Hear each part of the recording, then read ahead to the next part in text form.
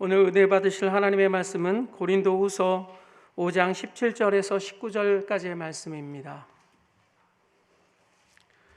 고린도후서 5장 17절에서 19절까지의 말씀을 다 같이 봉독하도록 하겠습니다. 그런즉 누구든지 그리스도 안에 있으면 새로운 피조물이라. 이전 것은 지나갔으니 보라 새 것이 되었도다.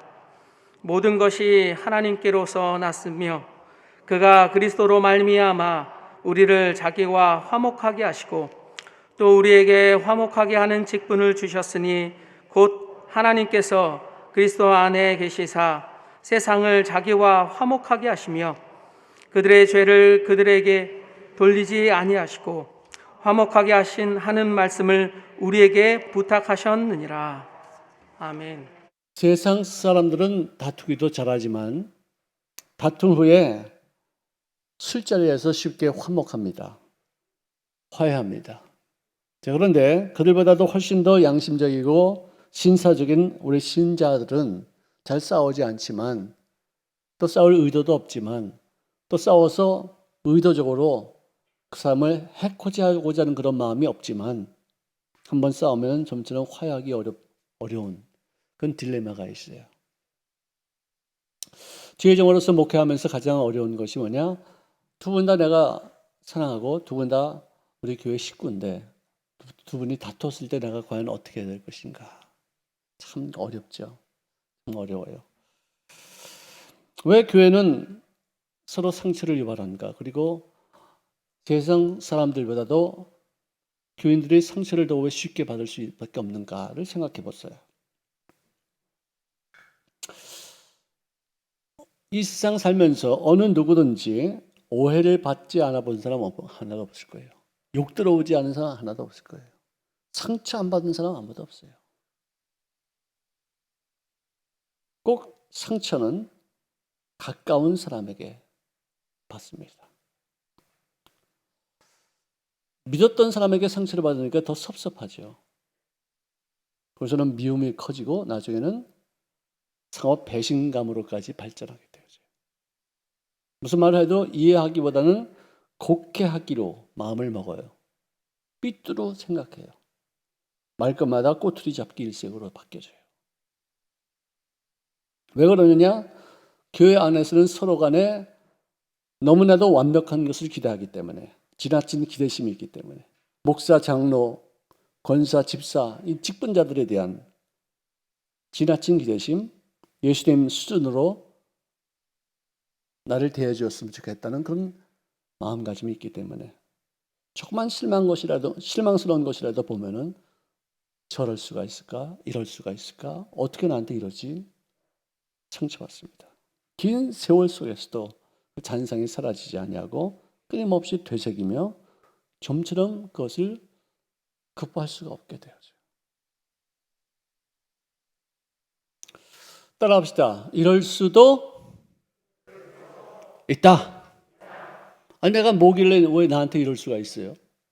내가 뭐길래 뭐 이렇게 모든 사람에게 나타나는 선생이 왜 나에게는 나타나지 말아야지만 안 돼요? 나도 그런 거 당할 수 있어요. 모든 인생이 다 그렇게 당하는 거예요. 그러면 나에게도 왔구나. 이것을 내가 어떻게 해석하느냐, 이것을 어떻게 내가 처신하느냐, 이게 중요한 것이지 내가 지금 상처받은 그것이 중요한 것이 아니에요. 왜? 하나님이 허락하신 것이기 때문에. 이미 상처를 받고 나면은 그 다음에는 농담을 해도 좋은 말을 해도 그것을 나쁘게 해석을 해요. 세상 사람들은요, 그들끼리 지나친 기대도 별로 안 합니다. 지나친 기대할 필요도 없죠. 왜? 그들은 스스로가 죄인임을 알고 내가 나쁜 짓 하는 것만큼 저놈도 나쁜 짓 하고 저놈이 더러운 것 하는 것만큼 나도 더러운 짓을 하니까 서로 공감대를 형성하고 그런 사람들끼리 술 한잔 마시면서 좀 친절하게 되고 좀 화목하자, 좀 풀자 그러면 쉽게 용서하고 화해하게 되는 것이에요. 너무나도 상대방에 대한 기대심이 크기 때문에. 또 마귀는 또 그런 것을 이용해서 이간질하는데 바른 말을 하더라도 그것을 곱새기게 하는 전략을 통해서 모든 말을 직설적으로 받아들여서 한 사건 한 단어에만 집착하게 되어지고 그것을 섭섭함으로 되새김하면서 묵상해요. 묵상. 복이 있는 사람은 야훼의 율법을 묵상하는 것이지 남이 나에게 준 상처를 묵상하는 게 아니에요. 나에게 아픔을 준 그 사람을 끊임없이 생각하면서 끊임없이 쓴물을 통하면서 끊임없이 원수로 삼으면서 언젠가는 내가 갚아야 되겠다. 그건 신자로서 할 수 없는 일인데 마귀에게 충동질 받으면 그런 상황으로까지 전개될 수 있어요. 상대의 결점을 크게 보고 그것을 또 나쁘게 왜곡해서 남들에게 전하게끔 하는 그런 이간질하는 명수가 바로 귀신이에요. 투명하고 아주 건강한 모습인 양 위장하지만 그럴듯한 명분으로 서로를 완벽하게 기대하게 해서 여기에 속아서 불완전한 것을 만나면 당연히 증오의 대상으로 삼는 것을 당연히 여기는 그런 귀신의 역사가 있어요. 그거 깨닫지 못하면요 밤낮 거기에 당해요. 내가 감정에 치우쳐서 미워하는 것으로만 생각하지 그 사이에서 이간질한다는 생각을 하지 못해요. 대인 관계에 있어서 우리가 주의점이 있어요. 혼돈하지 말아야 될 것은 뭐냐? 하나님은 우리가 예배의 대상으로 삼아야 돼요. 아멘. 예배의 대상은 오직 하나님 한 분밖에 없어요. 사람을 내가 예배의 대상으로 내가 존경할 수도 있을지 몰라도 숭배의 대상으로 삼으면 안 돼요. 인간은 실수할 수 있어요. 인간은 넘어질 수 있어요. 그럼 내가 존경하는 사람이면 그럴 수도 있겠다. 이런 분도 이렇게 넘어질 수 있으니까 나도 좀 조심해야 되겠다는 마음을 먹는 것이지 그 사람을 판단하고 그 사람을 정죄하고 그 사람을 비난하라고 그런 것을 우리에게 보여주는 것이 아니에요. 이웃은 사랑의 대상입니다. 그리고 물질은 활용할 수 있는 어떤 그런 도구가 되는 것이에요. 이것을 혼돈해서 하나님은 무시하고 사람을 숭배하면서 그를 이용하려고만 먹고 자기 유익을 위해서 또 조금이라도 손실만 보면은 그를 원수로 삼아요. 왜? 물질을 사랑하기 때문에. 대상을 이렇게 잘못 받았어요. 요즘은 세상이 너무 경제에 치우치다 보니까 나의 친구는 뭐냐? 나에게 경제적인 유익을 주는 사람이 내 친구가 되고 나의 원수가 누구냐? 나에게 경제적으로 손실을 끼치는 자가 원수가 되어졌어요. 그렇지 않아요. 그렇게 하면 안 돼요. 물질은 어디까지나 도구예요. 내가 이 사람을 미워하는데 이 사람을 사랑하기 위해서 내가 돈을 쓴다면은 이것은 하나의 도구, 이 사람을 관계를 잘 하기 위해서 쓰는 하나의 도구에 불과한데 이것을 모으기 위해서 인간관계, 나에게 손실을 봤어? 끊어. 이것은 인간을 도구로 보고 물질을 사랑하고 숭배하는 어떤 그런 것으로 전락한 모습이에요. 아프리카 어느 마을에 어떤 가족이 보름 동안 거기서 생활하고 옵니다. 우리가 마치 단기 선교를 가듯이 그들도 아프리카 아주 가난한 그 시골 촌에 있는 어떤 마을에 가족들 전체가 다 거기서 생활하기로 결심하고 갑니다. 제가 미국에 있을 때 시카고에서 텔레비 방송에서 그 가족을 찍은 그 내용을 보고서 내가 기억이 나서 이렇게 준비했어요.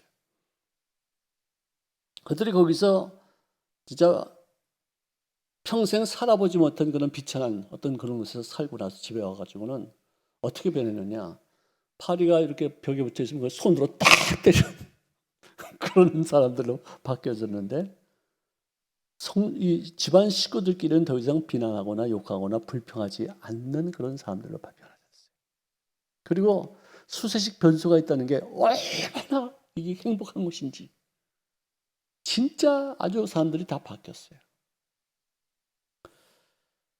여러분들 문명이 발달하면 발달할수록 복잡한 대인 관계를 통해서 상처를 서로 많이 받아요. 우리는요 예수 믿은 순간부터는 우리가 만나는 사람들과 더불어 어떤 상처가 있을 때, 어떤 오해가 있을 때, 어떤 마음에 섭섭함이 있을 때 이것을 어떻게 대처할 것인가를 이것부터 연구하고서 우리가 예수를 믿는 마음가짐을 가져야지 이런 것을 우리가 전혀 무관심하고 있다가 상처를 받고 나서 이 세상에는 상처받는 일이 단 하나도 없는 것 같이 놀라고 괴로워하고 섭섭해하고 미워하는 어떤 그런 일들을 당하지 말자는 것이죠. 이것을 미리 예측하고 이런 일이 있을 것이다. 슬기롭게 풀 것을 염두에 두고서 살아야 될 지혜가 필요해요. 이거를 선글라스 등을 끼면은요, 우리가 마음이 좀 편안해지죠. 왜 그런지 아세요? 저 같은 사람은 눈이 조그마해서 이렇게 써도 누가 눈이 조그맣다 크다 이렇게 얘기를 안 하니까 내가 아주 편하더라고. 그리고 내가 눈동자를 어디로 돌리는지 사람들이 몰라요. 이쁜 여자가 지나가도 옛날에는 안 보는 척하고 했는데 지금은 안경, 까만 안경 쓰면 끝까지 이렇게 쳐다보잖아요. 그죠? 난 이게 뭐 남자들만 그런 줄 알았더니 남자들은 끝까지 쳐다보는데 여자들은 한 번에 딱 본대요. 요새 최근에 알았어요. 여자들도 은큼하구나, 이렇게 다. 인간은 어쩔 수 없구나 하는 생각을 좀 해봤는데요. 사람은요, 남에게 인정받을 때 기쁘고요. 또 자기 자신의 어떤 숨겨진 부분이 감추어질 때, 그때 또 편안함을 느낀대요. 어느 누구에게나 이 아담의 나뭇잎 같은 효과를 발휘하는 어떤 그런 의식이 있다는 것이죠. 내 어떤 부끄러운 부분이 감춰주기를 기뻐하는 사람들. 우리 인생은요, 어느 누구나 여러 차례 배신에 찢어지는 아픔을 경험합니다. 세상에서 가장 큰 아픔은 배신당할 때인 것 같아요. 자, 그런데 나에게 만약에 사랑하는 사람이 없었다면은, 내가 믿을 수 있는 사람이 없었다면은 배신은 존재하지 않습니다. 배신을 누가 하느냐? 지나가는 사람 하지 않습니다. 오랜 기간 동안에 내가 애정을 쏟아놓고 헌신하고 봉사하고 아끼던 그런 사람, 이 사람에게 받을 수 있는 가능성이 훨씬 더 많다는 거예요. 가장 사랑하는 사람, 내가 가장 믿어왔던 그런 사람들 5명이 누군지 한번 보세요. 그 사람 중에 한두 분이 나를 배신하는, 할 수 있는 그런 후보자들이에요. 뭐 그렇다고 해서 우리가 그 사람들을 색안경 끼고 이렇게 보자는 뜻이 아니라 그런 일이 있을 때 그럴 수 있었겠구나 하는 그런 마음을 갖자는 그런 뜻이에요. 역사적으로도 모든 밀고자들도 다 측근에 의해서 이루어졌어요. 브루터스 너마저도 이게 굉장히 유명한 말 아닙니까? 잠언서 18장 17절에 보니까 송사에서는 먼저 온 사람이 말을 바르게 하는 것 같지만 그의 상대자가 와서 밝힌다. 즉 다시 말해서 한 사람 얘기만 듣고 먼저 온 사람 얘기를 듣고 모든 것을 판단하지 말자. 저도 목회하면서 그 실수 몇 번 했었어요. 그래서 너무나도 마음에 상처가 있고 너무나도 큰 충격을 받았기 때문에 무슨 말을 하면은 내가 그냥 확 쏠려가지고 안 되겠구나. 그 사람은 나쁜 사람이구나 라고 말하는데 나중에 또 양쪽 얘기를 들어보면은 또 그것도 아니에요. 어떤 사람이 100% 잘못해서 나에게 상처를 주었다? 아닙니다. 99% 잘못하고 1%라도 나에게 잘못이 있기 때문에 내가 받은 상처예요. 그럼 누구를 탓하지 말고 1% 내가 잘못한 그거를 주님 앞에 가지고 나가는 거예요. 그게 올바른 크리스찬들의 삶의 태도예요.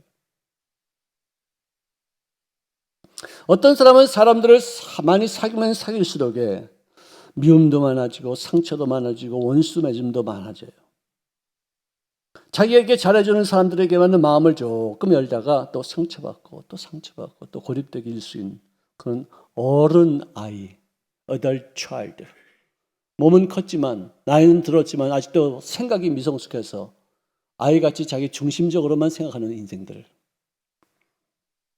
결국은 내가 그 사람을 사귄 이유가 원수되기 위해서 그렇게 이렇게 미워하기 위해서 이렇게 그동안 내가 잘해줬는가? 그것밖에 더 돼요? 배신감은 극복해야 될 상황이에요. 사람을 의지하지 말아야 돼요. 하나님만 의지하고 하나님께만 기대하고 절대적으로 하나님 외에는 내가 숭배하지 말아야 돼요. 내가 상처받은 적이 있어요. 아파요. 힘들어요. 그럼 나는 주님 앞에 나가 무릎 꿇고서 많이 경험하고 본 결과로 내가 찾으는 하나의 방법이에요. 하나님,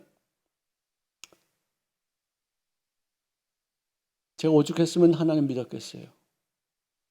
사람은 다 그럴 수 있죠. 그래요. 내가 하나님 믿었을 망정이지 안 믿었으면 내가 그 사람 무지하게 미워했을 거 아니에요. 저에게 믿음을 주셔서 감사합니다. 사람한테 더 이상 의지하지 않습니다.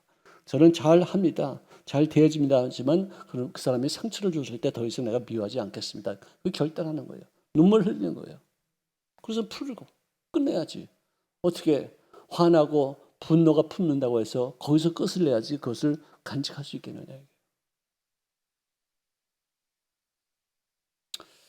사람을 의지하는 모든 시도는 결국은 배신감의 고통을 품고 있는 씨앗이 돼요.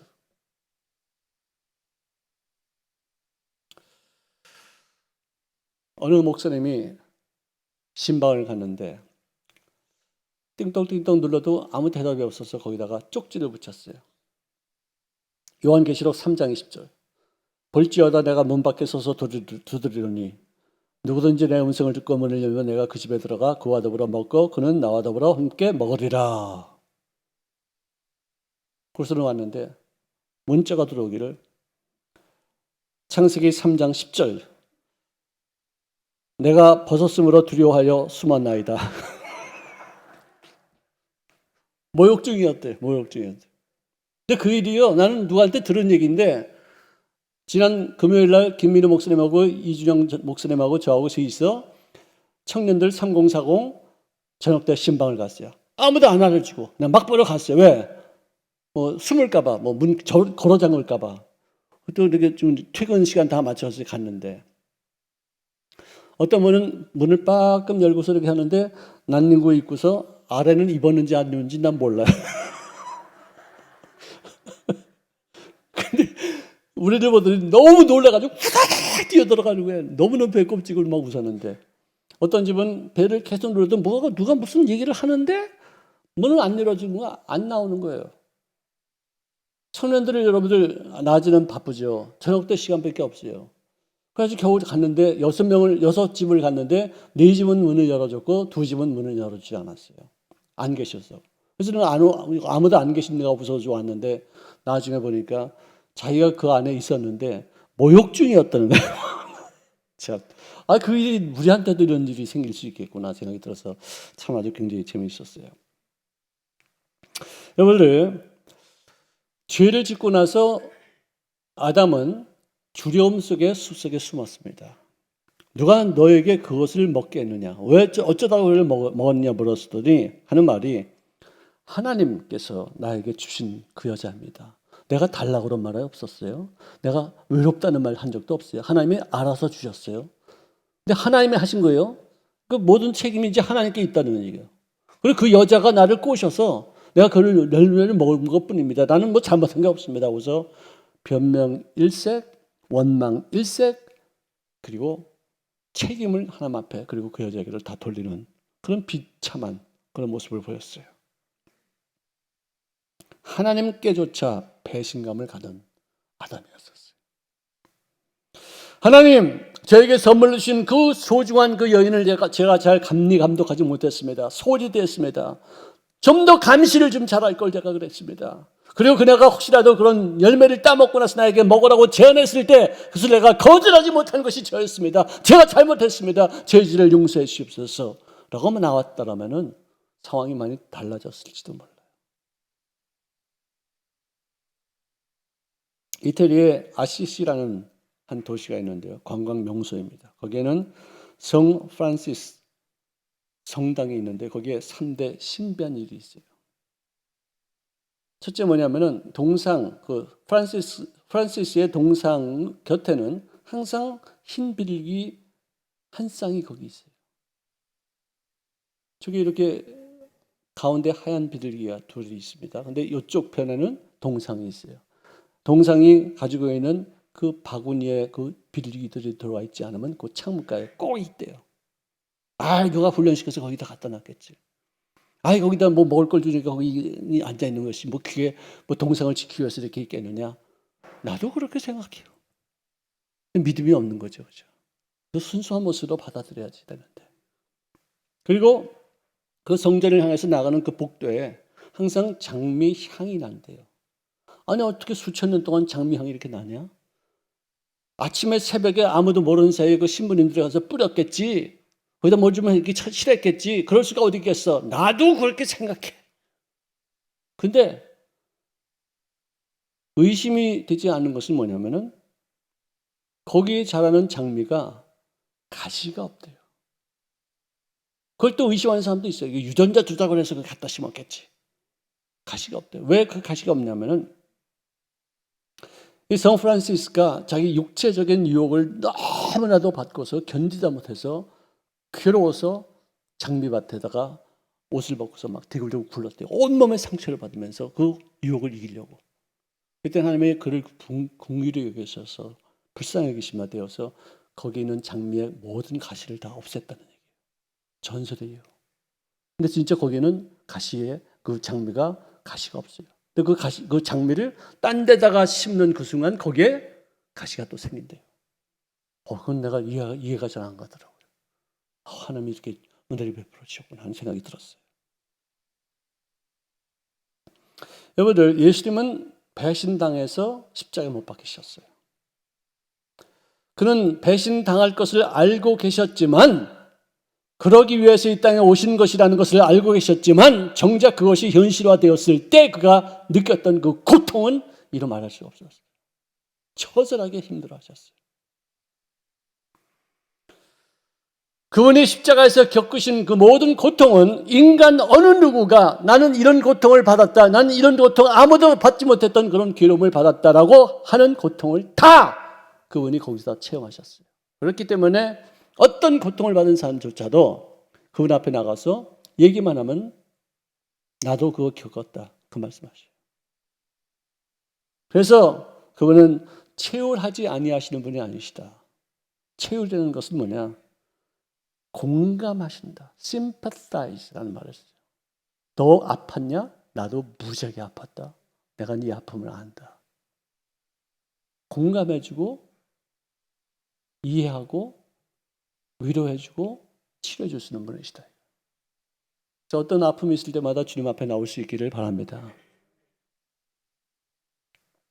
너무 사람에게 기대하지 마세요. 너무 그 주위에 붙잡히지 마세요. 오직 주님만 바라보시기를 바랍니다. 자, 오늘 이 본문 말씀에 그런즉 누구든지 그리스도 안에 있으면, 그리스도 어디에 있어요? 그리스도 밖에 있으면이라고 되어 있지 않아요. 그리스도 안에 있으면 새로운 피조물이라. 이전 것은 지나갔으니 보라 새 것이 되었도다. 우리는 이 말씀으로 굉장히 은혜를 많이 받습니다. 자, 그러는데 내가 새 것이 된 것은 마찬가지. 진짜 난 과거의 것을 이제는 잊어버렸어요. 저는 지금 지나간 어떤 잘못된 어떤 그런 죄인이 아니고 이제는 용서받은 사람이에요. 지옥 가지 않은 사람이에요. 이제는 천국 간 사람이에요. 그렇다면 so what? 왜 하나님이 나를 새로운 피조물로 만드셨는지 그 이유를 알아야 될 거 아니에요.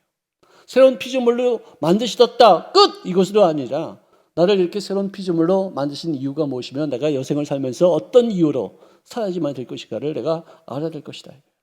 고린도후서 5장 18절 후반부에 그가 그리스도로 말미암아 우리를 자기와 화목하게 하시고, 다시 말해서 하나님께서 우리 사이에 있는 원수의 벽을 허물기 위해서 그리스도를 이 땅에 보내시고 여기에 십자가에 못 박혀 죽으심을 통해 이 모든 간격을 허물어뜨리고 하나님과 나를 화목케 하셔서 주님의 택하신 백성이 되었다.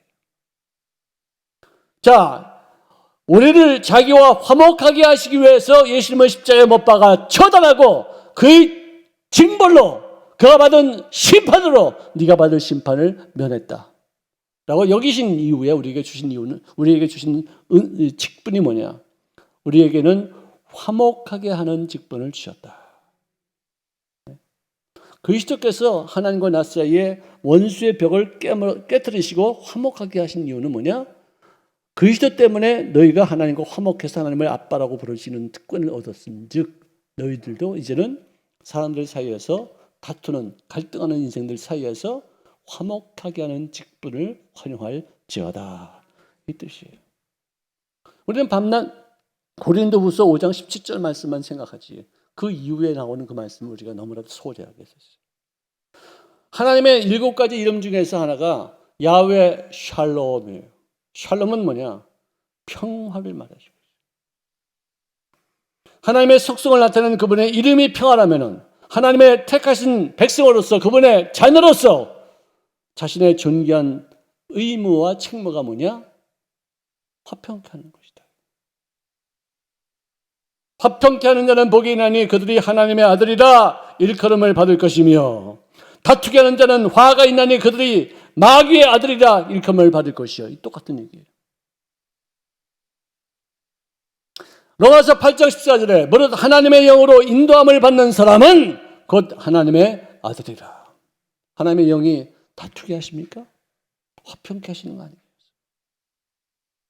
하나님의 자녀로서의 어떤 표적이 나타나야 될 거 아니에요. 이간질 하겠습니까? 서로 화목하게 해야죠. 다투는 사람까지도 서로 하나가 되게끔 만들어주는 그런 역할을 감당하는 것이 우리들의 직분이다. 신앙의 성숙이란 뭐냐? 연약한 죄인이라는 동질감을 느끼고 누가 잘못했을 때 판단치 아니하고 그를 공의로 여기는 마음. 이게 신앙의 성숙함이에요.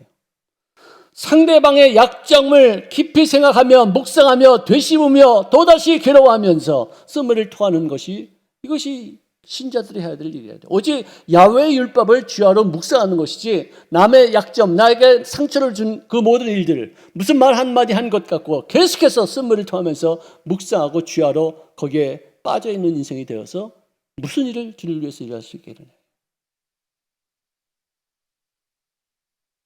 디모데전서 4장 15절에 보니까 이 모든 일에 전심전력하여 너희 성숙함을 모든 사람들에게 나타나게 하라. 즉 다시 말해서 아픔과 상처를 통해서 성장할 필요가 있다. 왜 나에게 아픔을 주었느냐? 나를 고통받게 하기 위해서가 아니라 그 고통을 통해서 성장시키는 하나님의 세운 계획과 목적이 있다는 거예요. 사람은 상처받지 않고 성장하는 사람 없더라고요. 상처를 받아야지 내 중심적인 생각이 깨지고 생각의 폭이 넓어지고 상대편도 좀 이해하게 되어지고 또 상황을 우리가 객관화시킬 수 있는 어떤 그런 상황이 되더라는 것이죠. 하나님께서 허락하신 그 상처 또한 모든 일에는 하나님의 우리를 향하신 발전하게 시키시고자 하는 그 뜻이 있다는 것이죠. 삼가 누가 누구에게든지 악을 악으로 갚게 하지 말고 서로 대하든지 모든 사람을 대하든지 항상 선을 따르는 그런 성장을 이루기 위해서 우리에게 아픔을 주실 때가 있다는 거죠. 제2차 세계대전 당시에 영국의 윈스턴 처칠 수상은 기회가 있을 때마다 적군인 독일군 장군이었던 롬멜을 끊임없이 칭찬하는 거예요. 정말 계속 칭찬하는 거예요. 나중에 그의 자서전에 보니까 그가 월등했기 때문에 내가 칭찬하는 것은 당연하다. 나보다 훨씬 탁월하다. 그러므로 내가 그 사람을 이길 수 없을 때 나는 그 사람이 훌륭하기 때문에 나는 이기지 못했다라고 말할 수 있다. 그렇지만 만약에 내가 그와 싸워서 이긴다면은 그런 내가 칭찬할 수 있을 만큼의 그런 명장까지도 내가 이겼다면 내가 얼마나 더 탁월한 사람이냐. 이수진 장군에 대해서도 일본 사람들은요 지금도 침해하도록 칭찬합니다. 왜? 그렇게 훌륭한 장군이었기 때문에 우리가 피했지 그렇지 않았으면 우리가 이겼다는 거예요. 체면을 구기지 않죠. 한국에서 어떤 무슨 선거할 때 보면은 상대방을 그냥 정말 무참하게 짓밟아요. 아주 형편없는 사람으로 만들어요. 그래서도 지면은 그럼 그렇게 형편없는 사람들은 졌지? 너는 뭐냐? 어떻게 될 거야 이게? 창피하게. 남을 칭찬할 줄 몰라요. 그냥 깎아내리는 것. 그것만이 자기가 살 수 있는 방법이라고 생각하는 어리석은 인생들이 많더라고요. 누구든지 먼저 화해를 신청하는 사람이 참 위대한 사람이에요. 자존심의 문제가 아니라 오히려 더 높은 사람이 아랫 사람에게 화해를 신청한다거나 있는 사람이 좀 없는 사람에게 또 화해를 신청한다거나 또 아름답지요. 여러분을 새로 들여온 피아노에다가 생선 토막 올려놓고 칼로 이렇게 쓰는 도마로 쓰는 사람 어디 있겠어요? 새로운 양복을 딱 입고 나서 그것을 찢어가지고 구두를 닦는 그런 사람이 있어요? 고려 청자를 몇 백만 원, 몇 천만 원 하는 그런 고려 청자를 사가지고 거기다 간장 넣고서 간장병으로 사용하는 사람이 있겠어요? 우리가 성령을 받은 하나님의 성전인데 이 성전을 그렇게 추한 것에 사용하게 되겠느냐 이게요. 좀 더 고귀하게, 좀 더 아름답게, 좀 더 의미 있게 우리 인생을 좀 활용할 수 있어야 되지 않겠는가. 제가 지난주 설교에도 그런 말을 했습니다. 목사님, 어떤 배우자를 만나야 될까요? 라고 물었을 때 저는 주저없이 밝은 사람을 만나시오. 목사님, 어떤 친구를 만났으면 좋겠을까요? 따뜻한 사람을 만나라. 왜? 긍정적인 말을 하는 사람은요, 긍정적인 생각 없이는 그렇게 말 못해요. 이런 사람들을 만나야죠. 또 그런 사람이 또 돼야죠. 성경에는 해 아래 새 것이 없다고 말씀합니다. 맞습니다. 다만 내 생활 속에서 만나는 새로운 경험이 있을 뿐이지 다 새 것은 아닙니다. 상처를 받으면 그 나만 받는 거 아니에요. 다 있었어요. 내가 새롭게 경험한 것뿐이에요. 그러면 내가 잘못했다는 것도 인식하고 참여한 후에 비상한 결단을 갖고 하루하루를 맞을 때 우리는 새로운 하늘을 체험하고 새 땅을 체험하고 새로운 세계를 만나게 될 줄로 믿습니다.